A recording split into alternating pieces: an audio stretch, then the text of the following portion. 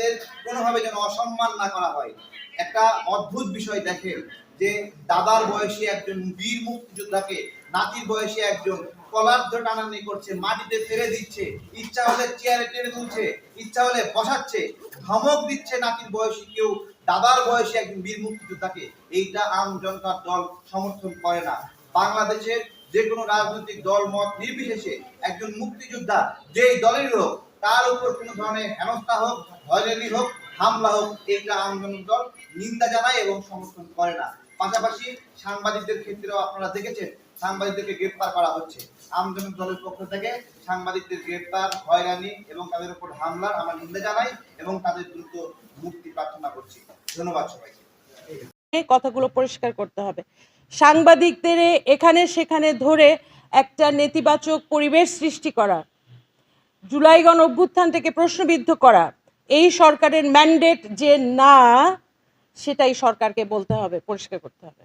এখন সে সময় এসছে। শুধু মুক্তিযোদ্ধারা ভয়ে আছে? আমি নিজে ভয়ে আছি।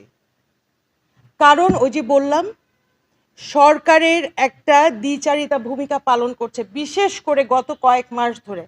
আইদার আপনারা বলেন যে হ্যাঁ আমরা নির্বাচন দিয়ে সরে যাব। দেখেন, ঐকমত্য কমিশনে একটা বড় প্রশ্ন হচ্ছে যে কোনো পক্ষই শান্তিপূর্ণভাবে গণতান্ত্রিক উপায়ে ক্ষমতা থেকে বিদায় নিতে চান না।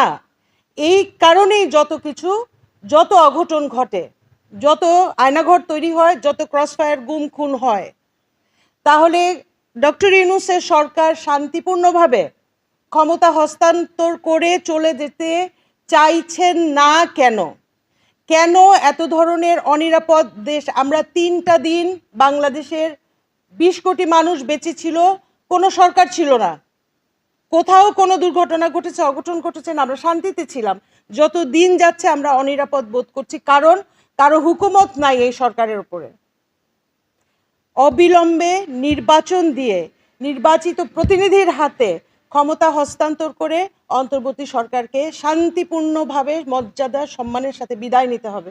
এর আর কোনো বিকল্প আমাদের সামনে ওনারা উপস্থিত রাখেন নাই।